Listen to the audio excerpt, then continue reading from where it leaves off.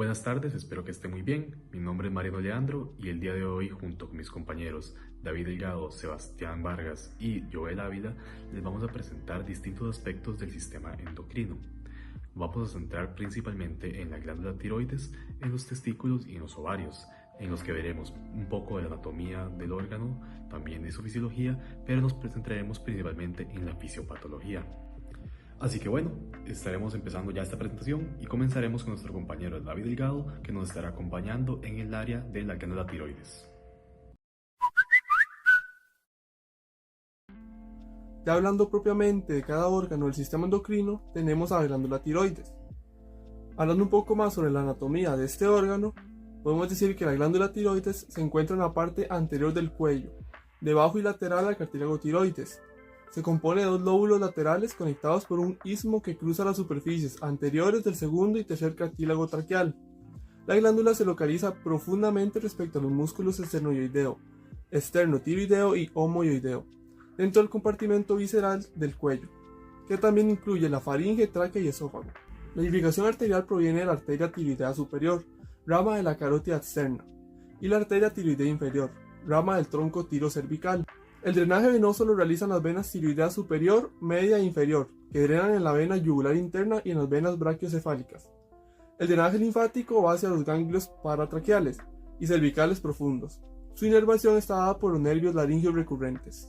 Finalmente, la glándula tiroides se localiza en los triángulos anteriores del cuello, y su istmo puede palparse en la línea media, justo debajo del cartílago cricoides. La palpación de los lóbulos tiroides es facilitada al localizar el cartílago cricoides y la prominencia tiroides. En cuanto a la fisiología de este órgano, la glándula tiroides se regula principalmente a través del eje hipotálamo-hipófisis-tiroides. En este sistema, el hipotálamo produce la hormona liberadora de tirotropina, TRH, que estimula la síntesis de la hormona tiroestimulante, la TSH, en la hipófisis. La TSH regula la función tiroidea mediante un mecanismo de retroalimentación negativa, donde los niveles de las hormonas tiroideas T3 y T4 desempeñan un papel clave para mantener el equilibrio. La producción de hormonas tiroideas se lleva a cabo en los tirocitos, en un proceso que incluye la captación del yodo, su incorporación a la molécula de tiroglobulina y la liberación de T3 y T4 hacia la sangre. Estas etapas están reguladas principalmente por la acción de la TSH y son fundamentales para la síntesis y el control hormonal. Las hormonas tiroideas desempeñan múltiples funciones esenciales. En el metabolismo incrementan el consumo de oxígeno, estimulan la termogénesis y facilitan la movilización de nutrientes. También son fundamentales para el crecimiento y el desarrollo, ya que promueven la maduración del sistema nervioso, el crecimiento óseo y el desarrollo muscular. En el sistema cardiovascular aumentan tanto la frecuencia como el gasto cardíaco, además de favorecer la vasodilatación y mejorar el flujo sanguíneo. La glándula tiroides desempeña un papel esencial en la homeostasis metabólica, el desarrollo fetal y la respuesta al estrés fisiológico. La glándula tiroides desempeña un papel esencial en la homeostasis metabólica, el desarrollo fetal y la respuesta al estrés fisiológico. Cualquier alteración en su funcionamiento, como la deficiencia de yodo, compromete la síntesis hormonal y puede tener consecuencias significativas en el metabolismo, el sistema cardiovascular y el sistema nervioso, subrayando la importancia de su regulación adecuada. Ok, ahora si nos referimos más a las patologías propiamente de la tiroides, tenemos algunas principales, como lo puede ser el hipotiroidismo y el hipertiroidismo.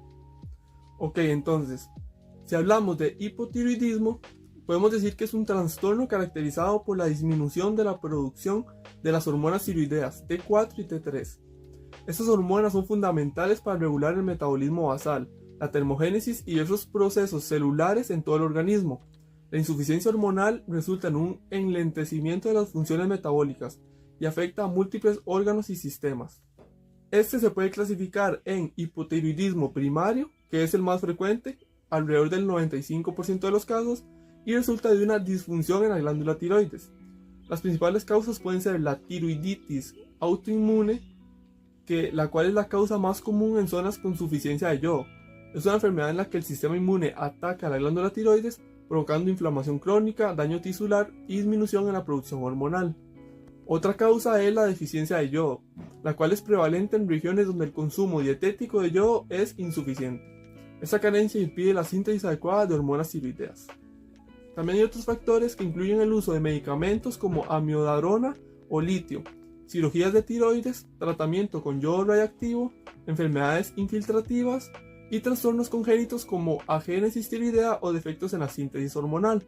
Por otro lado tenemos lo que es el hipotiroidismo central, el cual representa alteraciones a nivel del eje hipotálamo-hipófisis, que conducen a la producción insuficiente de TRH o TSH. Las causas incluyen tumores, radioterapia, infartos hipofisiarios, síndromes genéticos y cirugías de esta región. Por otro lado tenemos el hipotiroidismo transitorio, se asocia a tiroiditis. En estas condiciones, una fase inicial de liberación excesiva de hormonas tiroideas es seguida por una etapa de agotamiento glandular y hipotiroidismo, que en la mayoría de los casos se resuelve espontáneamente. En general, los síntomas del hipotiroidismo incluyen fatiga, intolerancia al frío, piel seca, aumento de peso, estreñimiento, bradicardia, caída del cabello, disfunción cognitiva y en casos severos, mixedema, que es la acumulación de mucopolisacáridos en tejidos subcutáneos. En cuanto al diagnóstico de esta enfermedad, se basa principalmente en la medición de TSH, que es altamente sensible para detectar hipotiroidismo primario. En el hipotiroidismo subclínico, la TSH sale baja, mientras que la T4 libre permanece normal. En hipotiroidismo central, los niveles de TSH pueden ser normales o bajos, y se requiere evaluar la T4 libre. La presencia de anticuerpos antitiroideos como anti-TPO y antitiroglobulina respalda el diagnóstico de etiología autoinmune. También se pueden encontrar alteraciones asociadas como hipercolesterolemia, anemia normocítica o macrocítica, y en algunos casos hiperprolactinemia leve. En cuanto al tratamiento de esta enfermedad, simplemente consiste en la administración de levotiroxina, una hormona tiroidea sintética que sustituye la deficiencia hormonal. La dosis inicial depende de factores como edad, peso y comorbilidades del paciente. Otra patología que es sumamente importante es el hipertiroidismo, la cual esta es una enfermedad que es un trastorno caracterizado por la producción excesiva de hormonas tiroideas, lo que provoca una aceleración del metabolismo y múltiples alteraciones sistémicas. La principal causa es la enfermedad de Graves, la cual es una enfermedad común, especialmente en mujeres jóvenes de 20 a 40 años. Es un trastorno autoinmune en el que se producen autoanticuerpos que estimulan al receptor de TSH en la glándula tiroides, causando una hiperfunción glandular descontrolada. Esta enfermedad, ¿cómo se manifiesta? Pues incluye, por ejemplo, el bocio difuso, que es un agrandamiento generalizado de la glándula, exoftalmos, que es la protrusión de los ojos, y dermopatía pretibial, el cual es un edema con piel de naranja. La oftalmopatía de Graves puede ir desde síntomas leves como lagrimeo y sensación de cuerpo extraño hasta casos graves de compresión del nervio óptico. Y bueno, hablando del curso clínico de esta enfermedad, la enfermedad tiende a ser crónica y recurrente, con periodos de exacerbación y remisión espontánea. Otra causa del hipertiroidismo es el bocio multinodular tóxico, la cual esta es común en ancianos y consiste en un bocio de larga evolución, con múltiples nódulos que adquieren autonomía funcional y producen hormonas tiroideas de manera descontrolada.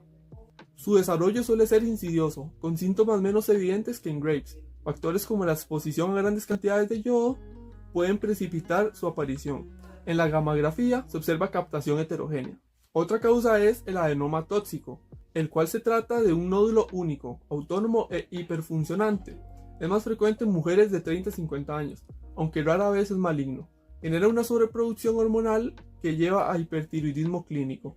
En la gammagrafía se visualiza captación localizada en ese nódulo. Y otra causa es la tiroiditis. Esta es una inflamación de la glándula tiroidea, donde se liberan hormonas tiroideas preformadas al torrente sanguíneo, causando tirotoxicosis transitoria. En cuanto al diagnóstico del hipertiroidismo, se confirma con TSH suprimida y niveles elevados de T4 libre y T3. La gammagrafía tiroidea sirve en este caso para diferenciar entre causas. Por ejemplo, captación difusa, probablemente sea Graves. Heterogénea puede ser bocio multinodular o localizada puede ser adenoma tóxico. En tiroiditis, la captación es baja debido a la liberación pasiva de hormonas.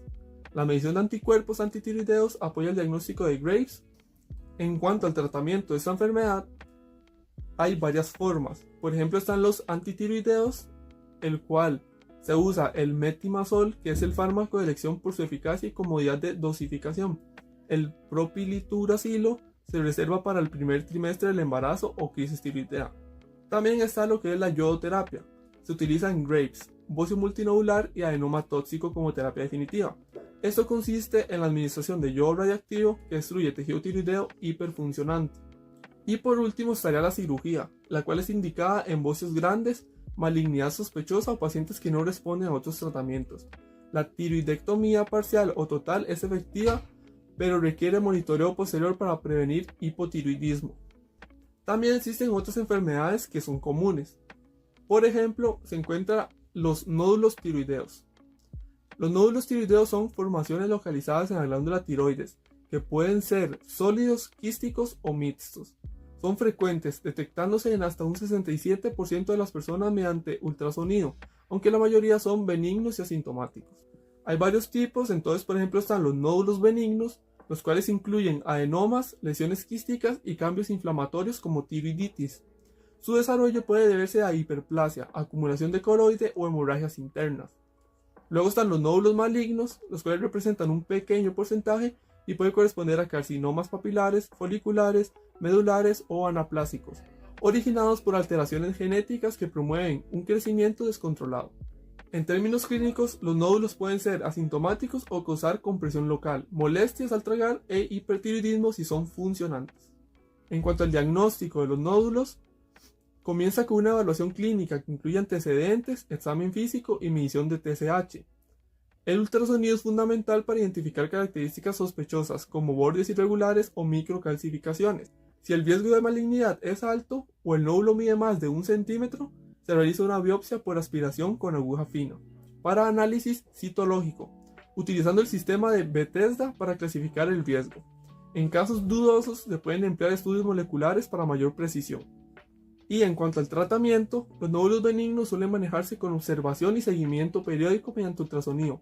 Los nódulos malignos o de alta sospecha requieren cirugía, ya sea lobectomía o tiroidectomía total. En algunos casos, se utiliza yodo radiactivo para complementar el tratamiento. Los nódulos hiperfuncionantes se tratan con ablación con yodo radiactivo o cirugía. Las decisiones terapéuticas se adaptan al tipo de nódulo, su tamaño y el estado clínico del paciente. Y una patología que falta, que es muy importante, es el cáncer de tiroides. El cáncer no es una sola enfermedad, sino que es un conjunto de ellas que forman relaciones complejas.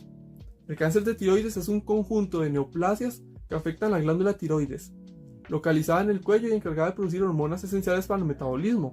Aunque la mayoría de los casos son tratables, existen formas agresivas que representan un reto terapéutico.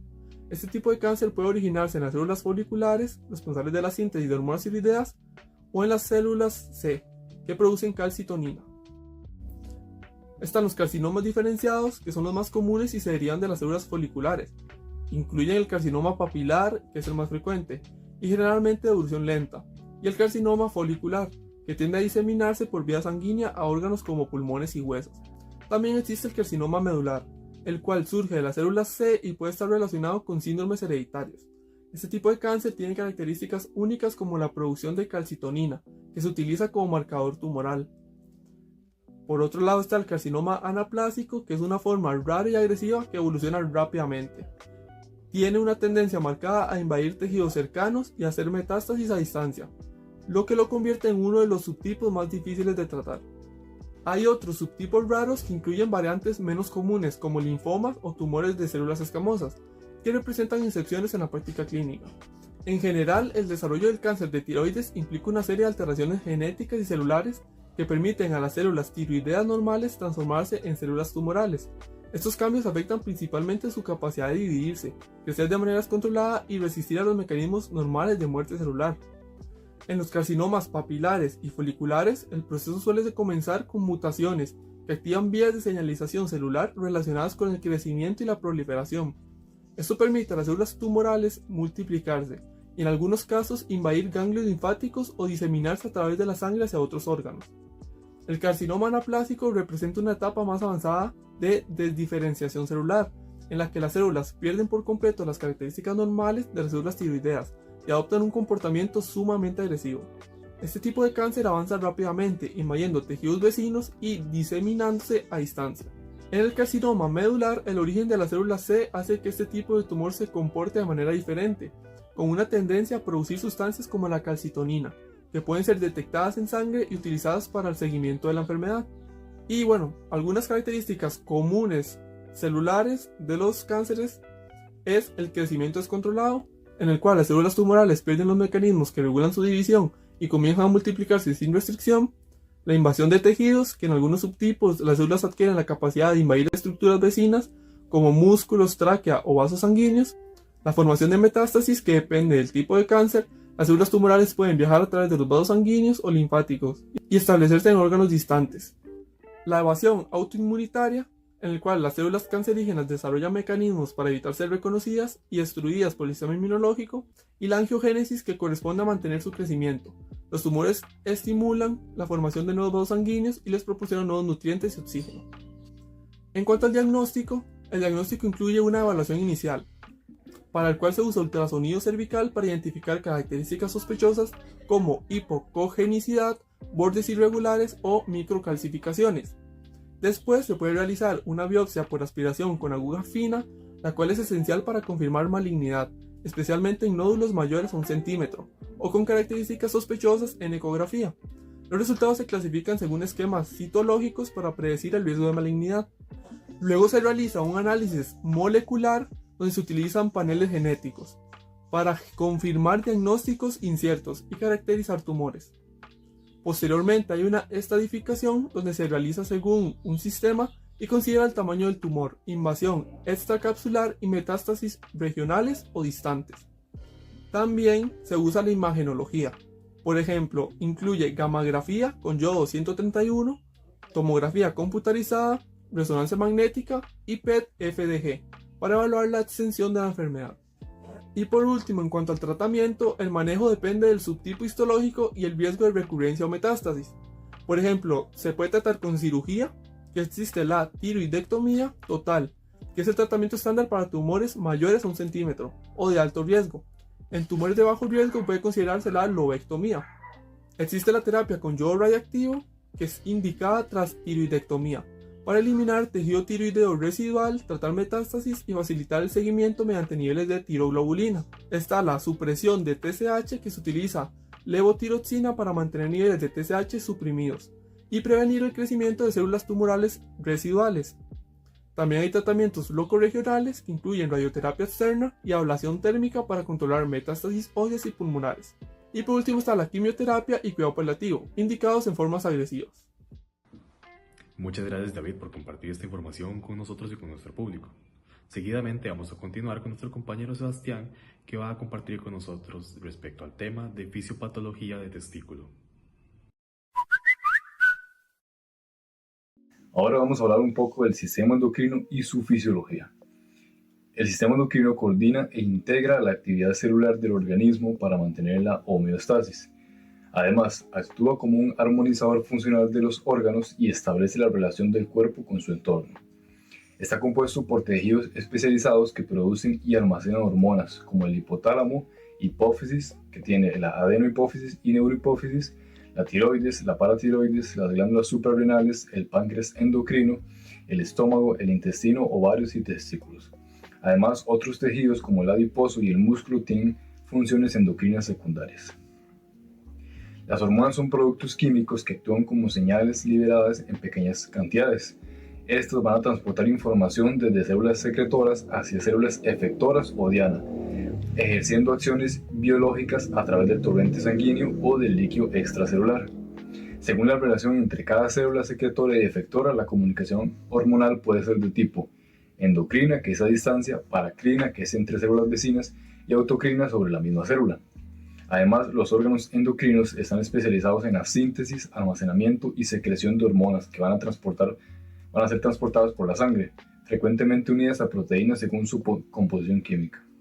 Además, los órganos endocrinos están especializados en la síntesis, almacenamiento y secreción de hormonas que van a ser transportados por la sangre, frecuentemente unidas a proteínas según su composición química.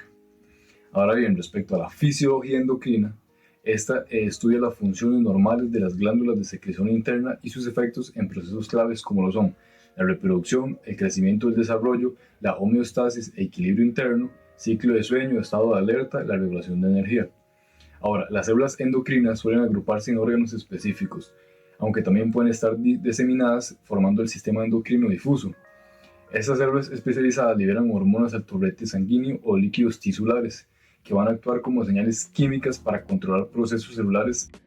Bien, por la parte de la anatomía del testículo tenemos este modelo 3D en un plano sagital, donde vamos a describir de forma general lo que es la anatomía testicular. En la parte más externa nos encontramos con el escroto, el cual es una bolsa que contiene los testículos y está formado por piel, músculos dartos y la fascia superficial. Al retirar el escroto nos vamos a encontrar con la fascia espermática externa, la cual es una delgada cubierta del cordón espermático, que se va a continuar con la fascia del revestimiento del músculo oblicuo externo del abdomen. Ahora, más internamente está la fascia espermática interna, que es una cubierta delgada y más interna del cordón espermático, la cual se va a derivar de la fascia transversalis de la pared abdominal. Ahora bien, si nos dirigimos más hacia adentro en la anatomía del testículo, vamos a encontrar la túnica vaginal del testículo, la cual tiene dos capas, la parietal y la visceral.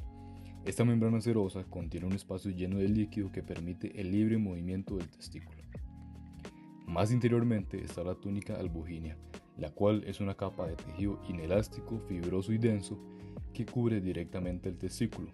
Esta se extiende hacia adentro formando tabiques que dividen el testículo en lóbulos. Ahora, si extraemos esta capa de lóbulos, nos vamos a encontrar la red testicular, la cual está en el mediastino testicular y se encarga de recolectar los espermatozoides desde los túbulos seminíferos, y esta red va a estar integrada por conductos que van a estar formados por los mismos túbulos seminíferos rectos, los cuales van a atravesar el mediastino testicular y van a drenar en los conductillos eferentes. Ahora bien, estos conductillos eferentes del testículo van a entrar en la cabeza del epidídimo desde la red testicular y van a transportar los espermatozoides desde esta red hasta el mismo epidídimo. Bien, el epidídimo es un conducto largo y replegado, el cual discurre por el borde posterior del testículo y recibe múltiples conductillos eferentes desde los testículos. Sirve para almacenar y transitar y también madurar los espermatozoides. Este epidídimo está formado por una cabeza, un cuerpo y una cola. De esta cola se origina el conducto deferente. Estos conductos deferentes son una estructura tubular encargada de transportar los espermatozoides desde el epidídimo hasta los conductos eyaculadores. A continuación les vamos a hablar sobre lo que es la fisiología normal de los testículos, de la parte de lo que es la espermatogénesis, el eje hipotálamo hipófisis testículos y la producción de la testosterona. Bien, como principal fisiología vamos a hablar sobre la espermatogénesis, la cual va a ocurrir en los túbulos seminíferos y va a transformar espermatogonias inmaduras en espermatozoides maduros funcionales en tres fases principales. En primera instancia tenemos la proliferación o mitosis, donde las espermatogonias diploides cercanas a la membrana basal se van a dividir por mitosis, generando así nuevas espermatogonias y espermatocitos primarios diploides que van a avanzar hacia la meiosis. Bien, como segunda fase tenemos lo que es la meiosis, donde los espermatocitos primarios sufren dos divisiones meióticas. En la meiosis 1 se convierten en espermatocitos secundarios haploides. En la meiosis 2 generan espermátidas haploides con 23 cromosomas. Este proceso garantiza lo que es la reducción cromosómica y la variabilidad genética. Como última fase tenemos la diferenciación o espermiogénesis, donde las espermátidas se van a transformar en espermatozoides maduros mediante la compactación del núcleo, la formación de la cromosoma y el desarrollo del flagelo para la movilidad y reorganización mitocondrial de la pieza intermedia. El exceso de citoplasma va a ser fagocitado por las células de Sertoli. Por último, sabemos que este proceso está regulado por el eje hipotálamo hipófisis testículos, donde el hipotálamo va a liberar GnRH o lo que conocemos como hormona liberadora de gonadotropinas, las cuales van a estimular la secreción de FSH y LH, o bien llamadas folículos estimulantes y luteinizantes, esto por la hipófisis. La LH va a actuar sobre las células de Leydig, lo que va a promover la producción de testosterona necesaria para la espermatogénesis. La FSH va a estimular las células de Sertoli, que van a nutrir y proteger las células germinales, donde van a formar la barrera hematotesticular y producir proteínas fijadoras de andrógenos para mantener altos niveles de testosterona en los túbulos. Ya sabemos que la espermatogénesis dura entre 64 a 72 días y va a ocurrir continuamente tras la pubertad, produciendo así millones de espermatozoides diariamente. Viendo con lo que es la fisiología de la testosterona, sabemos que es la principal hormona androgénica y masculina. la cual tiene funciones masculinizantes y anabólicas. Este es un esteroide derivado del colesterol con la siguiente fórmula: C19H28O2, donde es producido un 95% en las células de Leydig, en los testículos, y un 5% por la corteza suprarrenal. Su síntesis comienza con el transporte del colesterol a la mitocondria de las células de Leydig, donde la enzima colesterol desmolasa lo va a convertir en otra enzima. Posteriormente, este va a ser procesado por el retículo endoplasmático mediante una serie de reacciones enzimáticas donde van a estar incluidas la 17-alfa hidroxilación y la escisión de la cadena lateral, dando así lugar a la androstenediona, que finalmente va a ser reducida a la testosterona por la 17-beta hidroesteroide deshidrogenasa. Bien, siguiendo con lo que es la fisiología testicular, vamos a hablar un poco sobre algunas patologías y su fisiopatología, empezando con la principal, que es el hipogonadismo, la cual es una condición clínica caracterizada por la deficiencia en la función de las glándulas gonadales, lo que va a provocar una producción insuficiente de hormonas sexuales, en este caso testosterona en los hombres y estrógenos en las mujeres. Esto puede afectar en la función sexual, el metabolismo, en la masa ósea y en el sistema cardiovascular, y en general en su bienestar. La fisiopatología del hipogonadismo varía según su origen, que puede ser primario cuando la alteración se va a localizar en las glándulas gonadales, o secundario cuando la disfunción ocurre en el eje hipotálamo-hipófisis. A continuación vamos a detallar cada tipo. Tenemos el hipogonadismo primario o hipergonadotrófico. Este tipo de hipogonadismo se origina en las glándulas gonadales. Las células de Leydig localizadas en los testículos son responsables de la producción de testosterona. Cuando estas células son dañadas o presentan algún tipo de disfunción, por ejemplo, debido a patologías como la insuficiencia testicular, daño por radioterapia o enfermedades genéticas, la producción de testosterona se ve comprometida. Como consecuencia, los niveles de testosterona disminuyen significativamente. En respuesta a esta deficiencia, el eje hipotálamo-hipófisis intenta compensar la disminución de la testosterona mediante un aumento en la secreción de hormonas liberadora de gonadotropinas, lo que a su vez esta va a estimular a la hipófisis para producir más gonadotropinas como la LH y la FSH. Sin embargo, debido a las células gonadales, como las células de Leydig, no responde adecuadamente a estas señales debido a su disfunción. Entonces, el aumento de las gonadotropinas no logra restablecer los niveles de testosterona. Como resultado, se observa un hipergonadotropismo, caracterizado por la elevación de la LH y FSH en la sangre, acompañado de bajos niveles de hormonas sexuales. Esta combinación caracteriza el sello distintivo del hipogonadismo primario. Como segundo mecanismo tenemos el hipogonadismo secundario o hipogonadotrófico. En este caso, la alteración no ocurre directamente en las glándulas gonadales, sino en el eje hipotálamo-hipófisis. La disfunción en el hipotálamo, o sea, que no libera adecuadamente la hormona liberadora de gonadotropinas, o en la hipófisis, que no produce suficiente LH y FSH, impide la estimulación adecuada de las células de Leydig en los testículos o de los ovarios en las mujeres. Esto va a llevar a una disminución de la producción de hormonas sexuales. Las causas de este tipo de hipogonadismo pueden ser diversas, como lesiones cerebrales, tumores hipofisiarios, deficiencia en la secreción de GnRH o disfunciones hipotalámicas de origen genético. A diferencia del hipogonadismo primario, los niveles de LH y FSH en sangre son bajos o normales, debido a la falta de estimulación adecuada desde el hipotálamo o la hipófisis. Esto va a impedir la adecuada producción de hormonas por las glándulas. Algunos de los métodos diagnósticos utilizados en el área de la imagenología para el hipogonadismo son la resonancia magnética, utilizada para evaluar la hipófisis y detectar posibles anomalías que pueden estar causando este hipogonadismo. La tomografía computarizada puede ser útil para visualizar la estructura de las glándulas endocrinas y detectar tumores o algunas lesiones.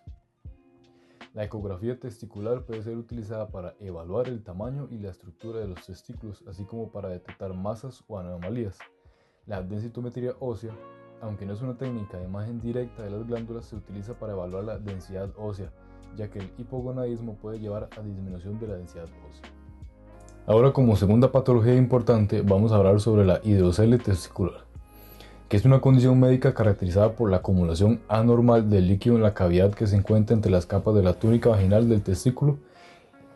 La túnica vaginal es una membrana serosa que rodea el testículo y el epidídimo. Bajo condiciones fisiológicas normales, la túnica vaginal produce una pequeña cantidad de líquido seroso, el cual va a facilitar el movimiento del testículo dentro del escroto. Este líquido es continuamente reabsorbido por un sistema venoso y linfático que es eficiente. manteniendo un equilibrio adecuado entre su producción y eliminación. Ahora, sin embargo, cuando existe un desequilibrio en la producción y reabsorción de este líquido, se puede acumular en exceso en el espacio entre las capas visceral y parietal de la túnica vaginal, lo que da lugar a una hidrocele. A continuación les voy a hablar sobre la clasificación de la hidrocele, donde vamos a tener dos importantes. La hidrocele congénito, donde este tipo de hidrocele se origina debido a un defecto en el desarrollo embrionario, comúnmente asociado a la persistencia del conducto peritoniano-vaginal. Durante el proceso de descenso testicular, este conducto conecta la cavidad abdominal con el escroto. Normalmente este conducto se cierra durante el desarrollo fetal. Sin embargo, si este no se cierra completamente, permite que el líquido peritoneal se acumule en el escroto, resultando así una hidrocele, donde este tipo es más frecuente en neonatos y prematuros, y generalmente se resuelve espontáneamente en los primeros meses de vida. Ahora bien, como segunda hidrocele tenemos el hidrocele adquirido, el cual se va a desarrollar en la vida adulta y es consecuencia de una alteración en la producción o reabsorción de líquido seroso en la túnica vaginal.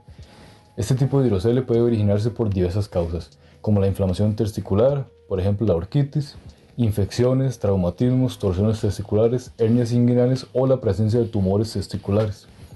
La hidrocele adquirida se caracteriza por la acumulación de líquido como respuesta a un desequilibrio en la homeostasis del líquido entre las capas visceral y parietal de la túnica vaginal.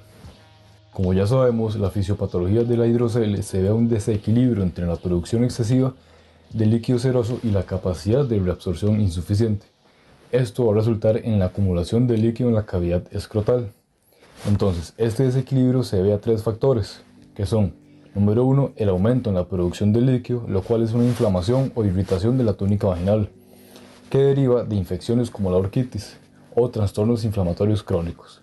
Puede incrementar la producción de líquido seroso. Este exceso no puede ser completamente resorbido por el sistema venoso y linfático, lo que va a generar acumulación en la cavidad escrotal.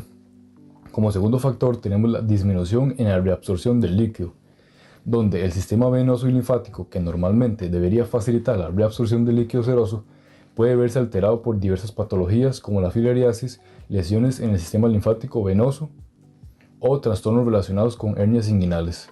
Cuando este sistema no funciona adecuadamente, la capacidad de reabsorción se ve comprometida, favoreciendo así la acumulación de líquido. Y como último factor tenemos el compromiso en la microcirculación. En situaciones graves, la acumulación excesiva de líquido puede generar presión en la cavidad escrotal, lo que compromete la microcirculación testicular. Esta alteración en el flujo sanguíneo puede llevar a una isquemia testicular y si la presión no se alivia puede resultar en una atrofia testicular. Algunos métodos de diagnóstico en el área de la imagenología para hidrocele testicular son el ultrasonido escrotal, el cual es la herramienta inicial y más común para diagnosticar un hidrocele simple, y otras condiciones como hematocele o piocele. La resonancia magnética, aunque es menos común, es útil en casos complejos donde el ultrasonido no proporciona suficiente información.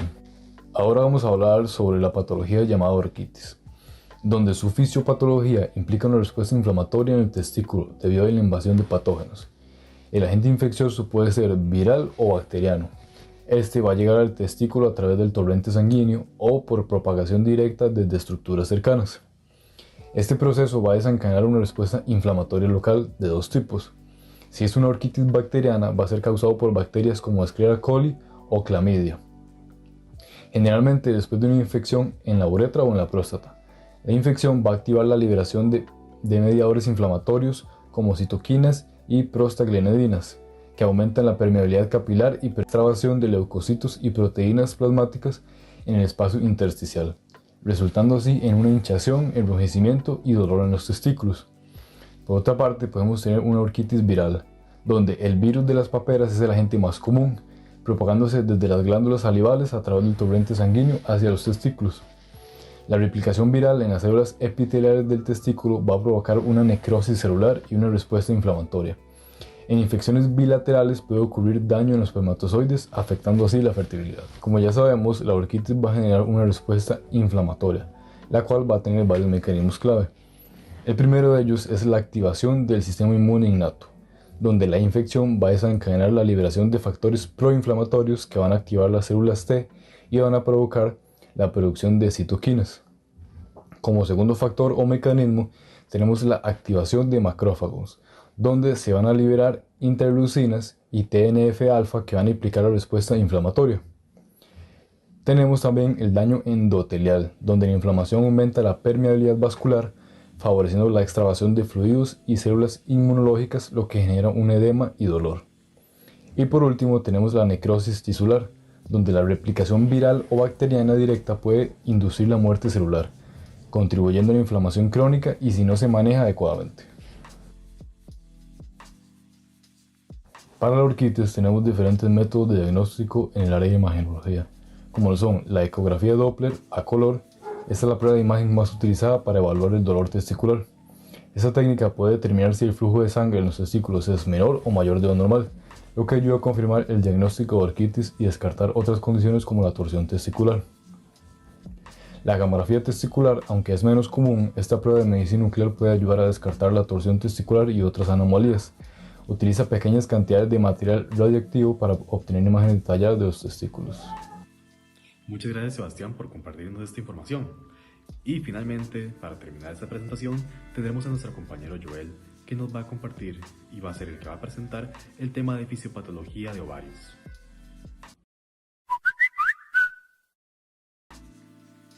Otro de los componentes del sistema endocrino son los ovarios, que como ya conocemos son parte del sistema reproductor femenino, pero que igualmente cumplen unas funciones endocrinas, en lo que es la producción y el control hormonal. Anatómicamente hablando, los ovarios son órganos pequeños que se ubican a ambos lados del útero, tienen unas dimensiones de aproximadamente 3 centímetros de diámetro y se ubican en la llamada fosa ovárica, un espacio anatómico que se forma entre la arteria ilíaca interna y la división de las arterias ilíacas externas. Otros detalles anatómicos es que el ovario se encuentra suspendido por una serie de ligamentos, más específicamente el mesovario, así como un ligamento propio del ovario y el más importante, el ligamento suspensorio. En este último se incluye al paquete neurovascular del ovario, arteria, vena y nervios. Adicional a lo ya mencionado, hay que resaltar que el ovario tiene 3 capas fundamentales, una más superficial llamada epitelio germinal, el cual recubre al ovario propiamente, y una estructura interna, compuesta por una corteza y una médula. En la corteza podemos resaltar que se encuentra el estroma ovárico, siendo la mayor parte del ovario adulto y donde se dará el proceso del crecimiento y desarrollo de los ovocitos en células de apoyo llamadas folículos. Dentro de las funciones ya había mencionado que el ovario se encarga de la producción y secreción de ciertas hormonas sexuales, específicamente de estrógenos, progesterona y una pequeña parte de andrógenos. El mecanismo de acción por el cual empieza este proceso se da a nivel del hipotálamo, el cual enviará una señal química o una sustancia, mejor dicho, llamada hormona liberadora de gonadotropinas, la GnRH. Esta será transmitida a nivel de la hipófisis, estimulando la producción y la secreción de unas hormonas llamadas gonadotropinas, la fólico-estimulante hormona FSH y la hormona luteinizante, la LH. Ambas llegan a nivel de los ovarios, estimulando la producción de las ya mencionadas estrógenos y progesterona. Estas, a su vez, tienen importancias en lo que es el mantenimiento del ciclo menstrual de la mujer, el desarrollo de características sexuales secundarias, así como funciones adicionales en el cuerpo en lo que respecta a la salud ósea, también salud cardiovascular y de igual manera actividades metabólicas. Por su parte, la función reproductiva se basa en el ciclo ovárico, el cual a grandes rasgos consta de 3 fases principales. Una primera fase llamada fase folicular, que está dominada por el crecimiento y selección del folículo dominante, todo esto bajo la influencia de la ya mencionada hormona fólico-estimulante. Este proceso además culmina con una producción de estrógenos. Pasamos a la fase de la ovulación, la cual está mediada por un pico de hormona luteinizante. En este proceso, una vez haya madurado el ovocito, será liberado de los ya mencionados folículos. La última fase del ciclo ovárico consta de la fase lútea. En esta, el cuerpo lúteo secretará progesterona y una pequeña cantidad de estrógenos para preparar el endometrio en caso de que haya una posible implantación del cigoto. Ahora, para hablar de patologías existen diferentes clasificaciones que se le pueden dar a las mismas, basadas en cuál será su mayor afectación. Una de ellas siendo las patologías funcionales y, como sugiere su nombre, afectarán la funcionalidad normal del ovario. En este caso se hablarán de las más incidentes en las poblaciones. Una de ellas incluye al síndrome de ovario poliquístico. Este se describe como un trastorno endocrino metabólico que es altamente prevalente y que a su vez se considera en la actualidad como una patología de origen familiar, aunque igualmente se le atribuyen otras causas como lo es el peso corporal de la mujer y también la vida uterina que haya tenido durante el embarazo. Para hablar un poco más en detalle de la fisiopatología de esta condición, reconozcamos un poco los síntomas del mismo. Entre la sintomatología de sospecha se debe incluir a cualquier adolescente o mujer en edad reproductiva con síndromes de hirsutismo u otras manifestaciones del llamado hiperandrogenismo. A su vez, cualquier sospecha por irregularidades menstruales, por ejemplo la oligomenorrea intercalada con cuadros de amenorrea, también cuadros de acné de moderado a severo y de igualmente cuadros de obesidad. Hablando un poco más de mecanismos que desencadenan este síndrome, dentro de lo que es la amplia y compleja fisiopatología del síndrome, se identifican al menos 4 cambios que están interconectados entre sí, empezando por una alteración neuroendocrina, principalmente caracterizada por un aumento de la secreción en la hormona luteinizante, y a su vez puede ocurrir una disminución en la secreción de la hormona fólico estimulante. Esto se reflejaría en un aumento de los pulsos del factor liberador de gonadotrofinas, la GnRH, por lo que las evidencias sugerirían que se trataría de un problema de disfunción hipotalámica. A su vez, otro de los componentes principales es una disfunción metabólica. Esta está representada por una resistencia insulínica, específicamente periférica, por hipersecreción de insulina. Esto a su vez promueve una mayor secreción de andrógenos por parte del ovario y de las glándulas suprarrenales. A su vez estimula la secreción de la hormona luteinizante y disminuye la síntesis hepática de la SHBG. Con esto en mente, va a aumentar la fracción libre y la actividad biológica de los andrógenos. Ahora, ¿cómo se diagnostica el síndrome de ovario poliquístico? A grandes rasgos, para su diagnóstico existen 2 métodos principales, lo cual incluye exámenes de laboratorio y un complemento de imágenes médicas. En lo que respecta a los exámenes de laboratorio, se suele examinar los niveles de testosterona total, que sería el andrógeno circulante más importante en la mujer y también el principal causante de los cuadros de hirsutismo. Otro de los valores analizados sería la dehidroepiandrosterona sulfato o la DHEAS. Esta hormona es exclusiva de las glándulas suprarrenales, por lo que se utiliza como un indicador de hiperandrogenismo suprarrenal. Y finalmente, otros valores analizados es la androstenediona, un andrógeno que es fundamentalmente de origen ovárico y que puede llegar a ser el único andrógeno elevado en una mujer. En comparación con la testosterona, este andrógeno se mantiene elevado hasta etapas tardías de la transición menopáusica. En cuanto al diagnóstico complementario por imágenes, la principal técnica utilizada requiere a los ultrasonidos. Esta técnica resulta ser un procedimiento útil para detectar la morfología de los ovarios poliquísticos, siendo que las mujeres sanas normalmente alcanzan un volumen cúbico de 6 centímetros, con un máximo de hasta 8 en las etapas que contienen un folículo maduro. Para los criterios del síndrome, tenemos que las mujeres presentarán una selección de hasta 12 o más folículos en cada ovario, llamado barrido completo, los cuales midan de 2 a 9 milímetros y a su vez el volumen ovárico estará aumentado más allá de los 10 centímetros cúbicos. Ahora, ¿cómo se trata el síndrome de ovario poliquístico? Por su naturaleza endocrino-metabólica, es algo difícil que el síndrome se cure por sí solo. Lo que se requiere es tratar propiamente los síntomas o las consecuencias desencadenadas del mismo, el hiperandrogenismo, las disfunciones metabólicas y también los trastornos reproductivos en caso que la mujer aspire a la gestación.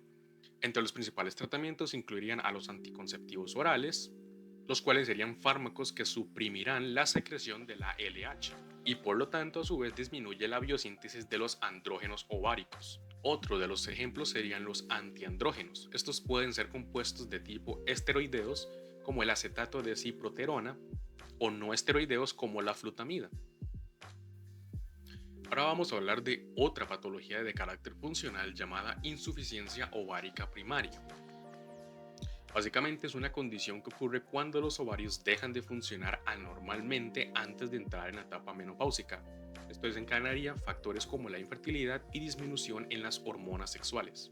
La importancia del diagnóstico de esta condición recae en que los estrógenos no solo tienen funciones en lo que es la sexualidad de la mujer, sino también, como había mencionado, en funciones del cuerpo, en salud ósea, cardiovascular y también factores metabólicos.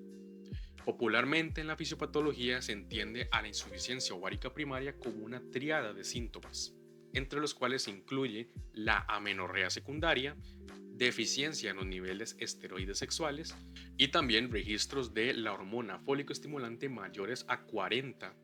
Producto de los deficientes niveles de hormonas estrógenas, las mujeres con insuficiencia ovárica primaria son más propensas a sufrir enfermedades cardiovasculares relacionadas a la arteriosclerosis, así como un mayor riesgo de sufrir osteoporosis por una degeneración ósea. Un punto de este caso sobre esta condición es que se le atribuye como causa principal el desarrollo de los folículos. Sin embargo, hasta en un 90% de los casos no es posible determinar cuál es la causa en sí del fallo de los folículos, por lo que normalmente estas patologías son clasificadas como idiopáticas. A pesar de ello, existe una serie de patrones asociados a posibles alteraciones en el desarrollo folicular, siendo uno de ellos, por ejemplo, los síndromes autoinmunes. El ejemplo más conocido que se suele asociar a la insuficiencia ovárica ha sido la poliendocrinopatía autoinmune candidiasis distrofia, de carácter ectodérmico, la llamada APECED. En esta condición, los anticuerpos propios atacan a componentes de las células foliculares, lo que puede inhibir o alterar su desarrollo. El ejemplo más reconocido, pero también el más difícil de identificar, son las mutaciones de ciertos genes. Existen registros de que las pacientes que alguna vez se hayan sometido a tratamientos de radioterapia, quimioterapia, intervenciones ováricas o inclusive que hayan tenido algún tipo de infección por transmisión sexual son más propensas a desarrollar mutaciones en ciertos genes relacionadas al crecimiento folicular. Algunos ejemplos pueden incluir a los genes autosómicos, como por ejemplo los receptores de las hormonas luteinizante y fólico-estimulante, también genes como el FMR1 y el NOVOX, que se suelen asociar a la folicogénesis, y también el gen BMP15, que normalmente está asociado al reclutamiento y el desarrollo folicular. Ahora, para la parte del diagnóstico, como ya había mencionado, determinar la causa exacta de por qué se están dando alteraciones en los folículos es una tarea bastante compleja. Lo que sí se puede hacer es diagnosticar la insuficiencia primaria en sí, para lo cual se hace un registro de historia familiar, antecedentes quirúrgicos, posibles patologías previas y también si hubo exposición a agentes quimioterapéuticos y a radioterapia. Además de esto, se pueden realizar pruebas de laboratorio donde se evalúan principalmente los niveles de la hormona FSH y los niveles de estrógenos. También se puede evaluar un poco lo que es el conteo de los folículos centrales y los anticuerpos ováricos. Complementario a esto, también existen técnicas de imagenología para su diagnóstico, a lo cual se solicita, como ya es costumbre, los ultrasonidos pélvicos. Con esto lo que se suele buscar son indicios de una reducción en el tamaño de los ovarios. Y también en casos donde ya es una condición avanzada, se solicitan estudios de densitometría ósea para evaluar una posible afectación que desencadenase osteoporosis. En actualidad, para la parte del tratamiento no existe una cura definitiva que pueda restablecer la funcionalidad normal de los ovarios insuficientes. Lo que se realiza es un tratamiento de suplantación hormonal, normalmente incluyendo estrógenos combinados con progestagenos, para desproteger el endometrio de las mujeres en el útero sano. Ahora vamos a hablar de otra clasificación de patologías, las cuales son patologías estructurales. Aquí vamos a dividirlas en patologías benignas y patologías malignas. Empezando por las patologías benignas, tenemos a los quistes ováricos de distintas fuentes. En general, los quistes ováricos son sacos llenos de líquido que se desarrollan en los ovarios. La mayoría de ellos, como ya mencioné, son de carácter benigno y no causarán problemas significativos, por lo que se resuelven sin mayor intervención. Los quistes más comunes suelen ser de carácter funcional, los cuales se desarrollan durante el ciclo menstrual. Estos pueden ser de carácter folicular, cuando un folículo no se libera adecuadamente del óvulo, o también pueden ser quistes de origen de cuerpo lúteo, cuando el folículo no se desintegra después de liberar el óvulo. Existen también quistes dermoides llamados teratomas, los cuales contienen tejido como cabello o dientes inclusive. En su mayoría son benignos, pero algunos pueden requerir intervención. Finalmente existen los quistes endometriósicos, asociados al cuadro de endometriosis, que puede causar dolor pélvico intenso. Hablando de la fisiopatología de esta enfermedad, resulta que los quistes ováricos se forman debido a un desequilibrio en los procesos del ciclo menstrual, siendo que los quistes funcionales resultan de un crecimiento anómalo de folículos ováricos o que no se rompen para liberar al mismo. Normalmente este tipo de quistes no suelen ser dolorosos y desaparecen por sí solos. Los quistes dermoides y los endometriósicos tienen una patología diferente. Los dermoides surgen cuando las células germinales del ovario se desarrollan en otros tipos de tejidos, mientras que los quistes endometriósicos se producen cuando el tejido similar al revestimiento interno del útero crece fuera de este, específicamente en este caso en los ovarios. En la mayoría de los casos los quistes no causan ningún síntoma, por lo que se descubren de manera incidental durante otras revisiones ginecológicas. Sin embargo, sí pueden llegar a desencadenar una serie de síntomas relacionados entre sí, como dolores pélvicos intensos, distensión abdominal, e igualmente, según la magnitud del mismo, puede llegar a causar irregularidades en el ciclo menstrual. Para el diagnóstico de esta condición, como he mencionado, suelen ser encontrados de manera incidental durante revisiones ginecológicas.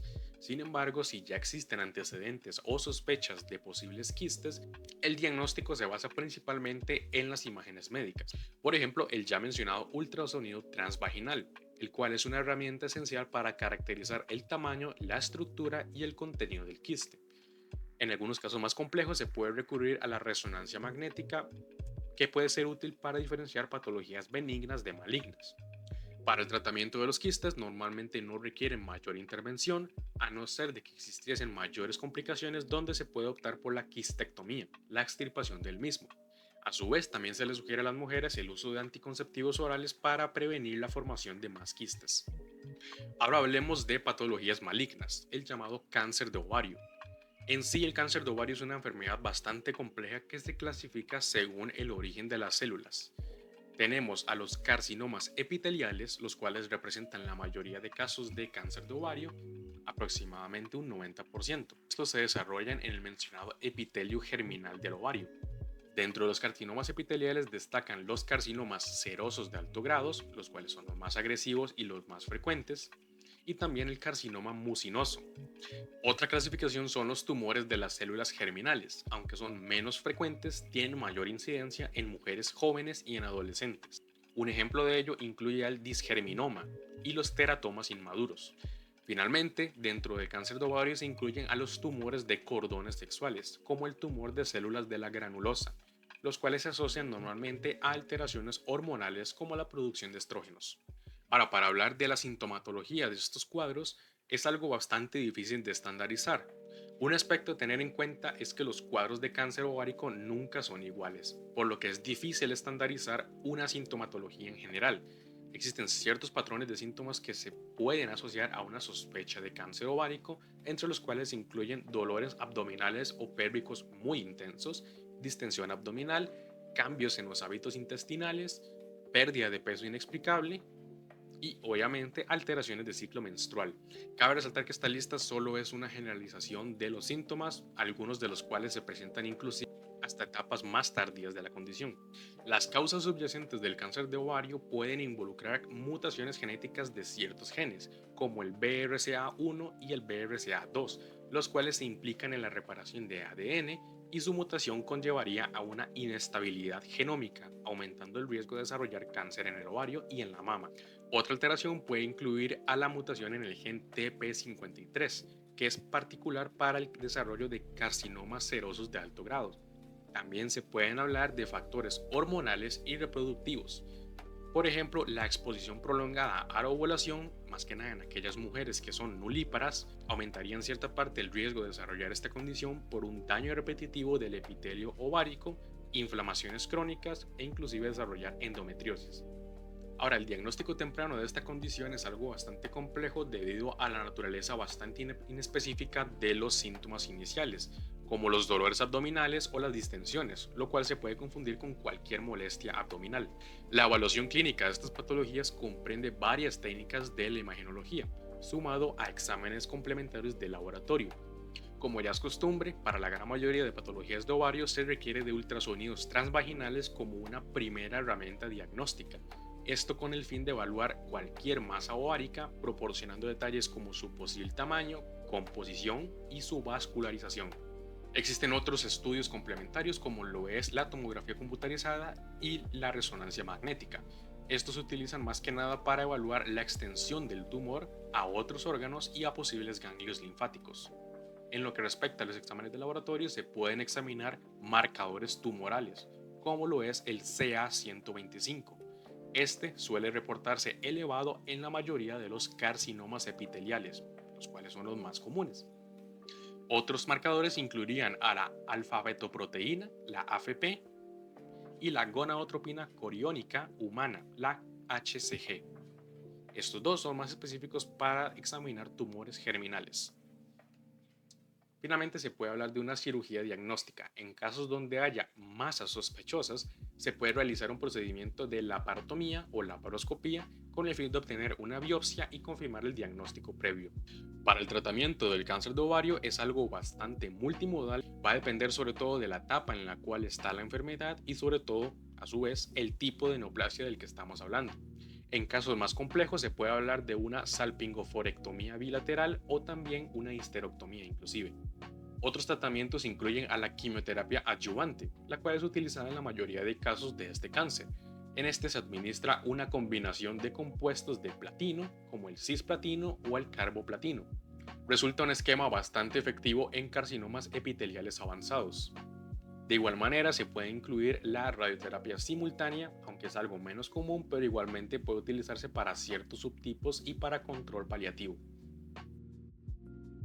Y con esto llegamos al final de nuestra presentación. Les agradezco mucho que se hayan quedado hasta el final. Espero que les haya gustado mucho y de parte de mi grupo les agradecemos todo el tiempo que invirtieron. Esperamos que se hayan llevado conocimientos nuevos, información aprendida, que siempre es lo más valioso. Con esto nos despedimos. Muchísimas gracias por su atención. Esperamos que pasen muy buena tarde.